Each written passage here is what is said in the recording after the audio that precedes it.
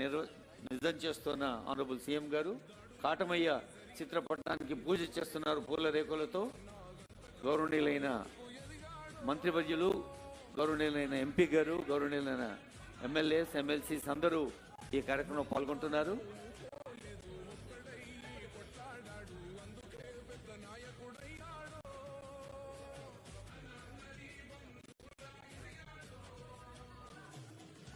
ఒక సర్దార్ పాపారాయుడి యొక్క స్ఫూర్తిని మనం సొంతం చేసుకొని ఆ కీర్తిని ఈ తరానికి, భవిష్యత్ తరాలకు అందించేందుకు, కాటమయ్య దీవెనను అందుకోవటానికి పూజ చేసుకున్నాం.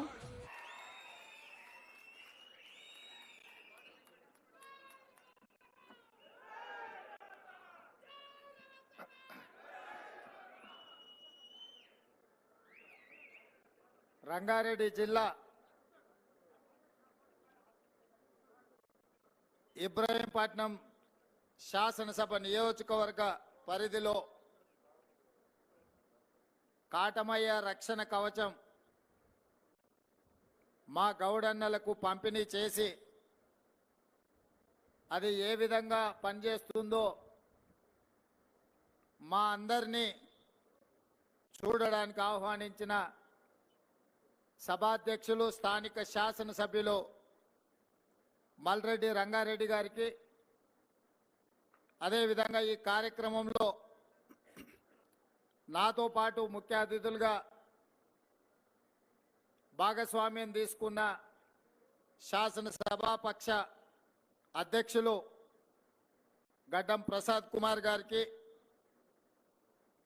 ఇంత మంచి కార్యక్రమాన్ని ఏర్పాటు చేసి పర్యవేక్షించిన మా మిత్రుడు, సోదరుడు, సహచర మంత్రివర్గ సభ్యులు పొన్నం ప్రభాకర్ గౌడ్ గారికి, రంగారెడ్డి జిల్లా ఇన్ఛార్జ్ మంత్రివర్యులు మిత్రుడు శ్రీధర్ బాబు గారికి, అదేవిధంగా ఎక్సైజ్ శాఖ మాత్యులు జూపల్లి కృష్ణారావు గారికి, అదేవిధంగా స్థానిక పార్లమెంట్ సభ్యులు మిత్రుడు చామల కిరణ్ రెడ్డి గారికి, అదేవిధంగా రంగారెడ్డి జిల్లా సీనియర్ శాసనసభ్యులు రాజేంద్రనగర్ ప్రకాష్ గౌడ్ గారికి, అదేవిధంగా శాసనమండలి సభ్యులు యజ్ఞ మల్లేశం గారికి, శాసనమండలి సభ్యులు ఏవిఎన్ రెడ్డి గారికి, అదేవిధంగా ఇతర శాసనసభ్యులు, శాసనమండలి సభ్యులు,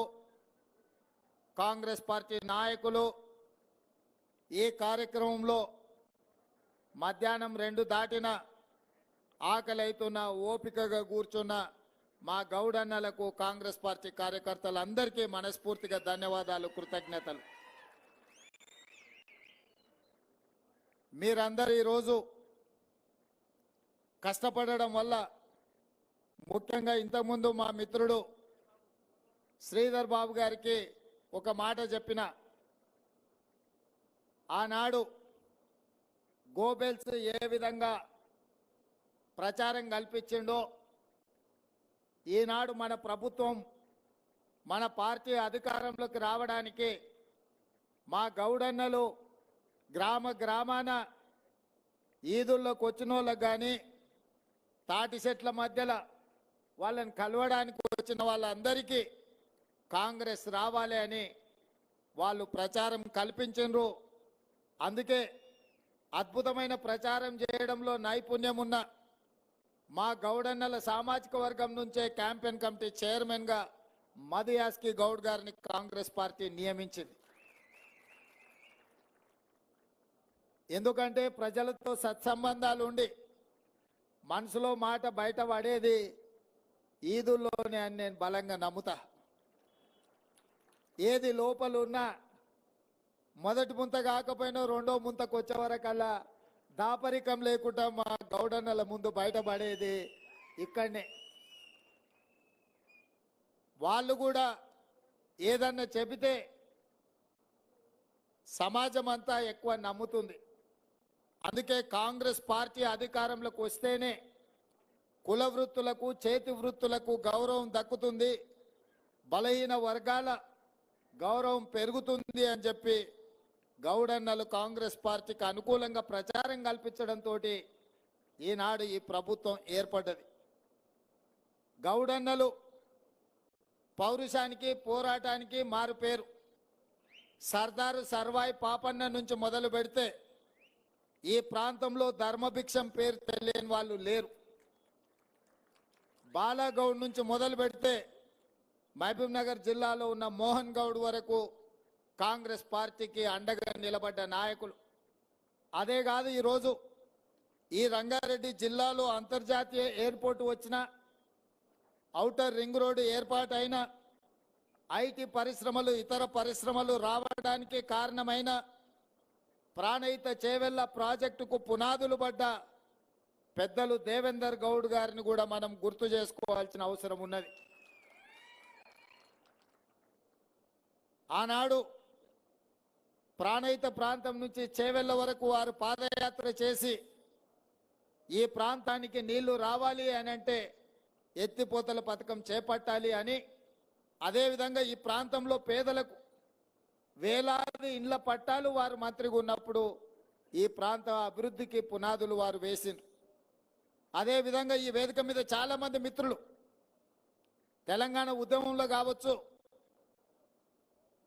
ఈ రాష్ట్ర అభివృద్ధిలో కావచ్చు, గౌడన్నల పాత్ర మరవలేనిది.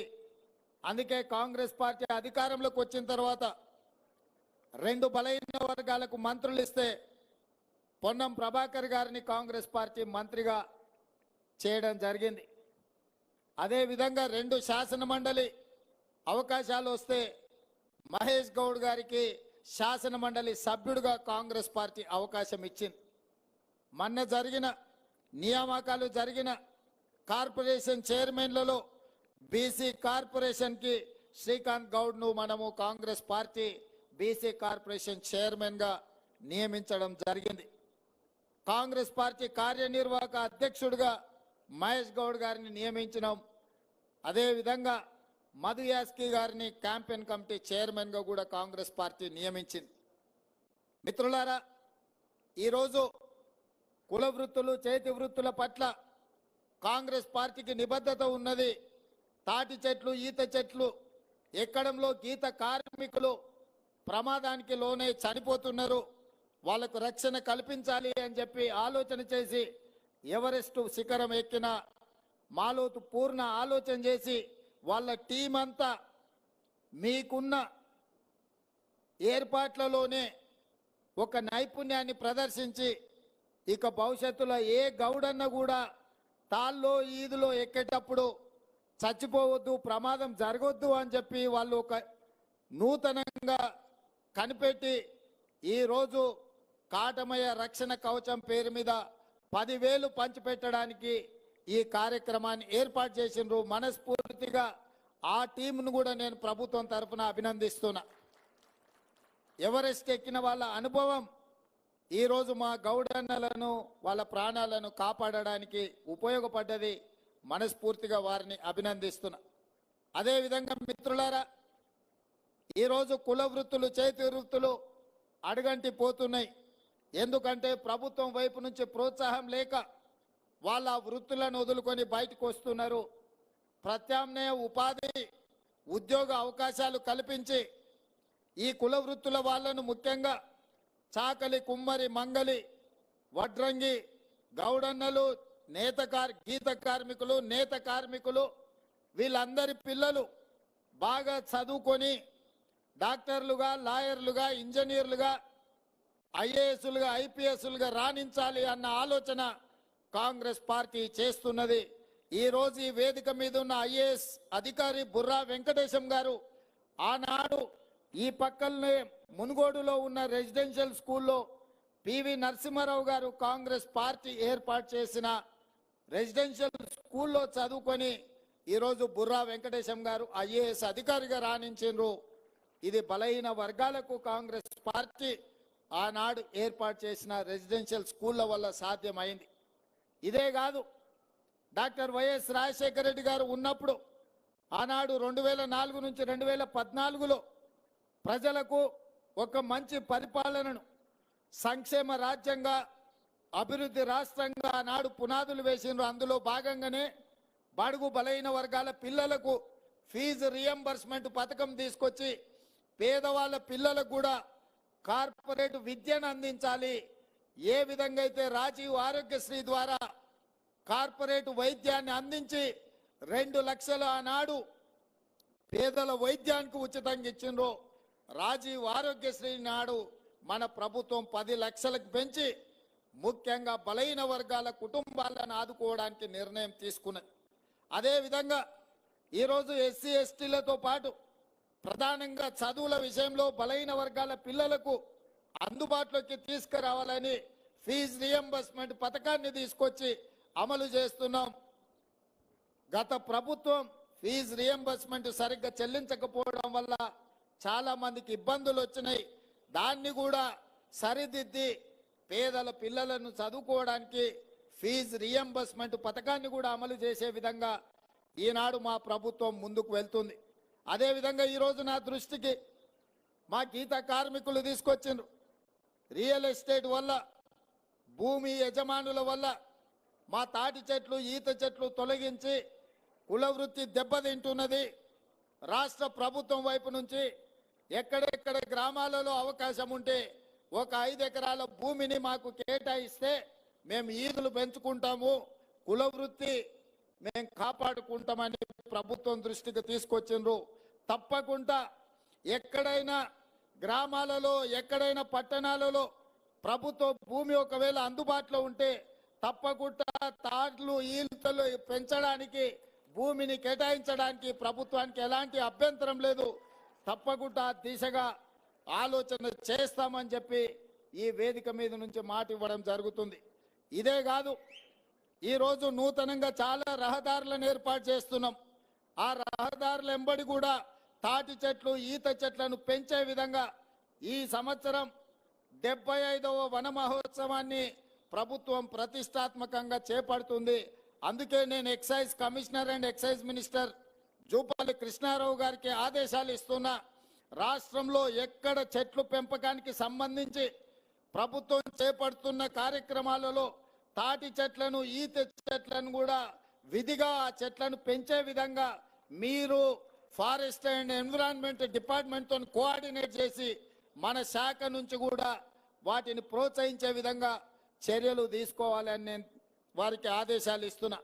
ఇదే కాదు, గ్రామాలలో చెరువులకు సంబంధించి చెరువు గట్ల మీద తప్పకుండా విధిగా తాటి చెట్లను, ఈత చెట్లను పెంచండి. అక్కడ మన చెరువుల వెంబడి చెట్లు పెంచితే తప్పకుండా తొందరగా పెరిగి తాటి చెట్లు, ఈత చెట్లు పెంపడానికి అనువుగా ఉంటుంది. కాబట్టి ఎక్కడెక్కడైతే మిషన్ కాకతీయ పేరు మీద చెరువులను పూడిక తీసిండ్రో ఆ చెరువుల దగ్గర కూడా ఈ చెట్ల పెంపకాలకు సంబంధించి కూడా చర్యలు చేపట్టాలి. ఇరిగేషన్ డిపార్ట్మెంట్ కూడా ఈ ఆదేశాలను ఇవ్వాల్సిందిగా ఇన్ఛార్జ్ మినిస్టర్ శ్రీధర్ బాబు గారికి నేను సూచన చేస్తున్నా.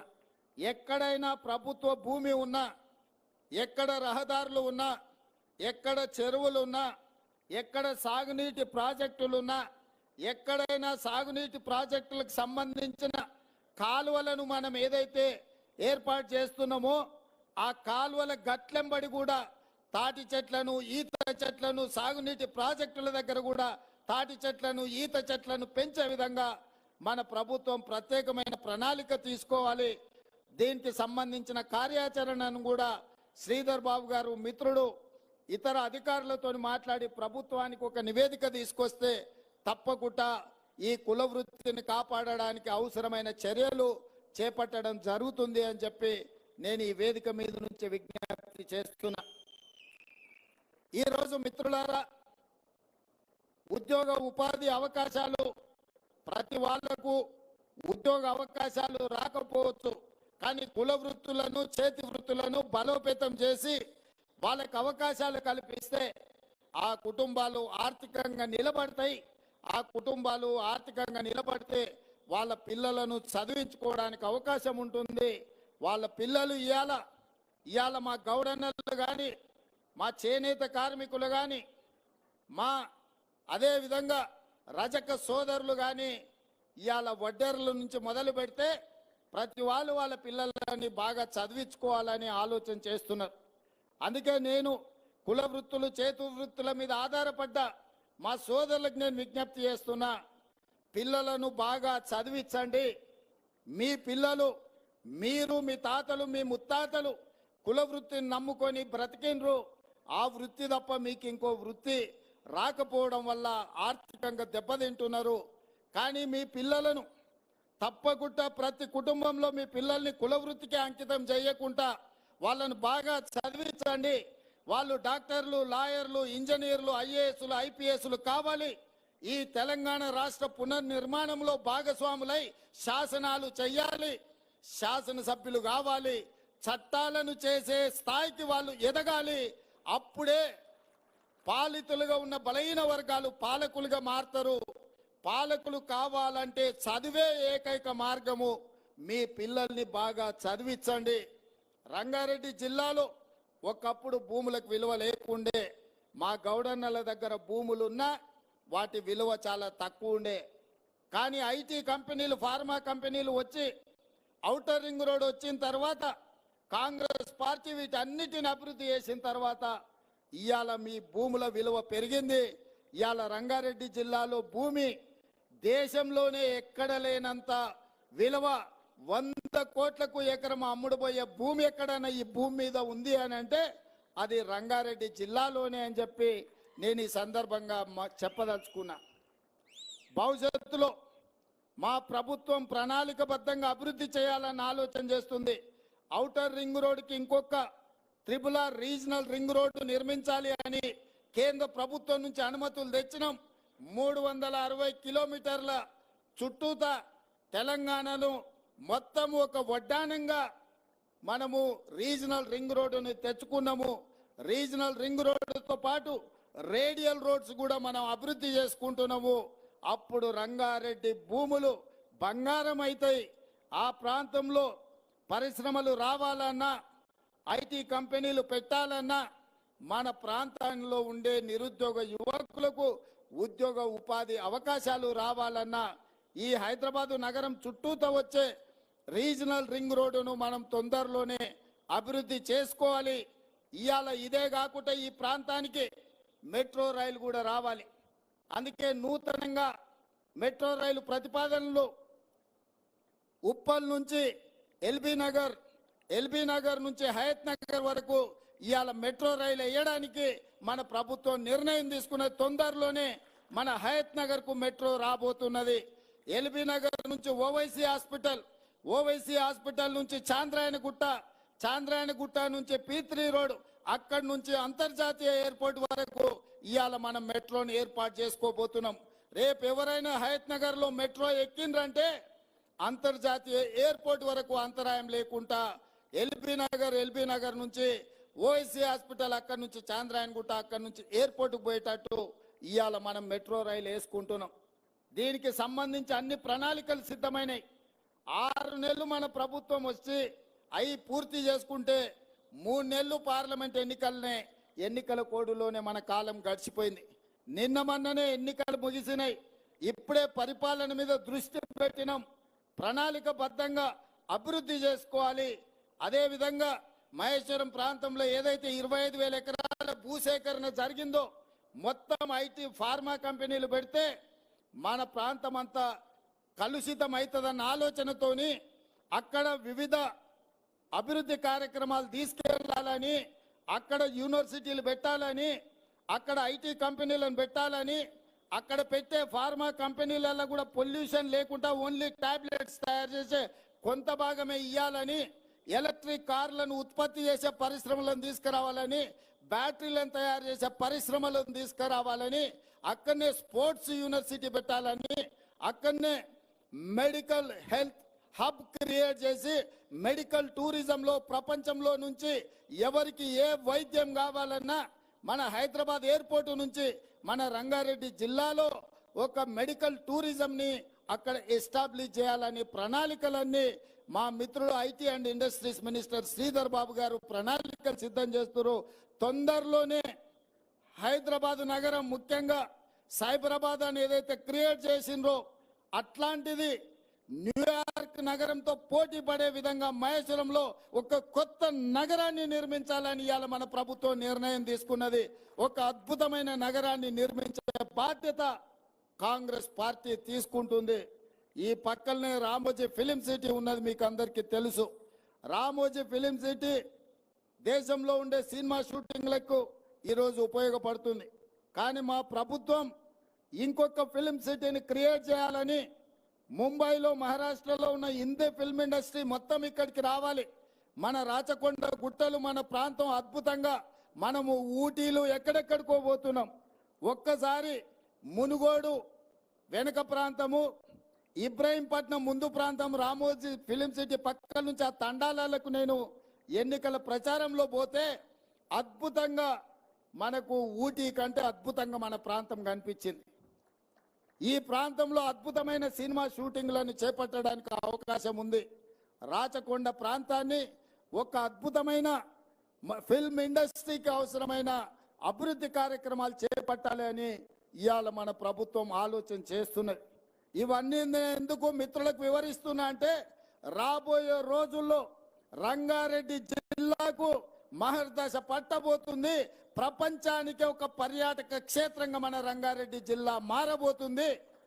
మన పిల్లలకు ఉద్యోగ ఉపాధి అవకాశాలు కల్పించే బాధ్యత మన ప్రభుత్వం తీసుకుంటుంది. ఇవాళ ఆయన ఈయన ఏమి చేస్తలేదు అన్నట్టుగా మాట్లాడుతున్నారు. నేను అడగదలుచుకున్నా, ఓడినోళ్లను, ఇంట్లో వండుకున్నోళ్లను, ఫామ్ హౌజ్లో ఉంటున్నోళ్లను ఈ ఔటర్ రింగ్ రోడ్ మీ తాత తెచ్చిండా అని నేను అడుగుతున్నా. ఈ అంతర్జాతీయ ఎయిర్పోర్ట్ మీ ముత్తాత కట్టిండా అని నేను అడుగుతున్నా. ఇవాళ సైబరాబాద్లో ఉన్న ఐటీ పరిశ్రమలు, ఫార్మా ఇండస్ట్రీస్ని మా ప్రభుత్వం, కాంగ్రెస్ ప్రభుత్వం తీసుకొచ్చినాయి కాదా? అవి తెచ్చినందుకే ఇవాళ హైదరాబాద్ నగరం మహానగరంగా మారింది. మీరేం తెచ్చిండ్రా హైదరాబాద్ నగరానికని నేను అడుగుతున్నా. మీరు తెచ్చింది ఉంటే గంజాయి తెచ్చుంటారు, డ్రగ్స్ తెచ్చుంటారు ఈ నగరానికి. కానీ మేము ఫార్మా కంపెనీలను తెచ్చినాము, ఐటీ కంపెనీలను తెచ్చినాము, అంతర్జాతీయ ఎయిర్పోర్ట్ తీసుకొచ్చినాము, ఔటర్ రింగ్ రోడ్డు తీసుకొచ్చినాము. ఇవాళ ఇంకా విస్తృతంగా విశ్వ నగరంగా మార్చడానికి అవసరమైన అన్ని ప్రణాళికలు మేము చేస్తుంటే పొద్దున్న లేస్తే కాళ్ళల్లో కట్టెలు పెట్టే మాటలు. అయిపోయింది అయిపోయింది, కూలిపోయింది కూలిపోయింది అన్నాడు. అన్నోడు ఏడున్నాడా? ఇప్పుడు ఎన్నను కనిపిస్తుండా? ఉన్నాడా? రోజు లెక్క పెట్టుకుంటున్నాడు, ఎవరుండ్రు ఎవరు పోయినరా. ఇవాళ మన నగరాన్ని అభివృద్ధి చేస్తున్నాం, ఇవాళ మన ప్రాంతం అభివృద్ధి జరుగుతుంది అని చెప్పి ప్రకాష్ అన్న లాంటి వాళ్ళు ఇవాళ ఈ ప్రభుత్వానికి అండగా నిలబడి ఈ ప్రభుత్వాన్ని కాపాడినప్పుడే అభివృద్ధి జరుగుతుందని చెప్పి వాళ్ళందరూ ముందుకు వచ్చారు. ఎగ్గ మల్లేశం దగ్గర ఎన్ని పైసలునో మీకు తెలుసు, నేను చెప్పాల్సిన పని లేదు. అవునా? రిజర్వ్ బ్యాంకులో ఏమైనా తక్కువ కడితే కూడా అప్పించడానికి నగదు ఉంది. ఇవాళ వాళ్ళందరూ మనకు ఎందుకు మద్దతు పలుకుతున్నారు అంటే, అరే తెచ్చుకున్న తెలంగాణ మనం బాగు చేసుకోవాలనా? సార్ ఏదో కష్టపడుతాడు, మేము కూడా మా శాతనైన కాడికి సాయం చేస్తే బలపడతాడు, బలపడితే తెలంగాణ అభివృద్ధి అవుతుందన్న ఆలోచనతో వాళ్ళందరూ ముందుకు వచ్చారు. ఏముందే నా దగ్గర ఇయనీకే? ఏముంది చెప్పురు? నా అంగి అమ్మితే ఏం రాదు, లాగమ్మితే కూడా ఏం రాదు. ఏమిస్తా నేను వాళ్ళకు? ప్రకాశ్ అన్నకో ఎగ్గ మల్లేశంకో ఏమి ఇవ్వగలిగినాము? వాళ్ళు ఏంటంటే మన ఆలోచన విధానాన్ని నచ్చి ఈ ప్రభుత్వాన్ని పడగొడతామని ఇద్దరు అచ్చోసిన ఆంబోతులాక ఊరు మీద ఇడిచిన మైసమ్మ పోతులు ఉంటాయి కదా, అట్లా మన మీద బీఆర్ఎస్ వాళ్ళు, బీజేపీ వాళ్ళు పడగొడతాం అంటారు. మీరు పడగొడతామని అంటే మేము నిలబెడతామని వాళ్ళు ముందుకు వచ్చారు. ఇవాళ ఓ పక్కన బీఆర్ఎస్ వాడు, ఒక పక్కన బీజేపీ వాడు ఏడుంటుందా? 3 నెలలు కూడా ఉండదని ఒకడంటాడు, 6 నెలల్లో పోతుందని ఇంకోడు అంటాడు. వీళ్ళేమన్నారు? 3 నెలలు 6 నెలలు కాదు, 10 ఏళ్ళు ఈ ప్రభుత్వం ఉంటుంది. 2004 నుంచి 2014 వరకు ఎట్లయితే జనరంజకమైన పాలన నాడు కాంగ్రెస్ పార్టీ అందించిందో, ఈ దేశానికి బలమైన నాయకత్వాన్ని అందించిన మన్మోహన్ సింగ్ మేధావి ఈ దేశాన్ని అభివృద్ధి పదం వైపు నడిపించిండో, అట్లా మళ్ళా కనీసం 10 ఏళ్ళు మళ్ళీ రాష్ట్రాన్ని అభివృద్ధి చేయడానికి ఉంటారు అని చెప్పి వాళ్ళందరూ అండగా నిలబడ్డారు. అందుకే మిత్రులారా, ఆనాడు పిసిసి అధ్యక్షుడిగా కానీ, అంతకంటే ముందు కార్యనిర్వాహక అధ్యక్షుడిగా కానీ, అంతకంటే ముందు ఎంపీగా కానీ, ఎమ్మెల్యేగా కానీ, ఎమ్మెల్సీగా కానీ, జెడ్పీటీసీగా కానీ దాదాపుగా ఈ 16-17 ఏళ్లలో నాకు పరిచయం ఉన్న వాళ్ళందరూ నేను కలుస్తూనే ఉన్నా. జడ్పీటీసీ నుంచి మొదలు పెడితే ఇవాళ ముఖ్యమంత్రులకు ఎప్పుడైనా మారినట్టుగా అనిపించిన నేను ఎవరిని కలిసినా అదే పేరుతో వల్కరిస్తున్నా కదా, మీలో ఒక్కడిగానే ఉంటున్నా కదా. ముఖ్యమంత్రి అయినా నాకేమైనా కొమ్ములు వచ్చినాయని నేను ఎప్పుడన్నా అట్లా ప్రదర్శించినా? రోజు పొద్దుగాల ఇంటికి వచ్చిన వాళ్ళతో మాట్లాడుతూనే ఉన్నా, కలుస్తూనే ఉన్నా కదా. చెప్పింది ఒకసారి కొన్ని అయితే కొన్ని కావు.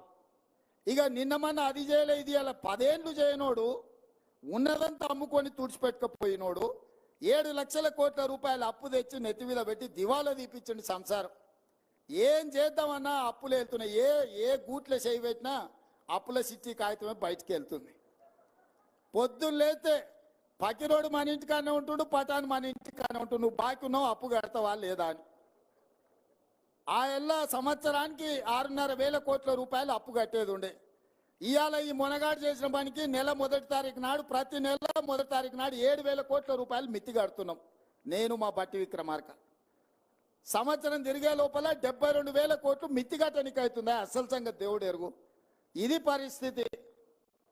ఎందుకు ఇవన్నీ చెప్తున్నా అంటే మీకు అన్ని లెక్కలు తెలవాలి. ఇవాళ సంసారము అప్పుల పాలైంది.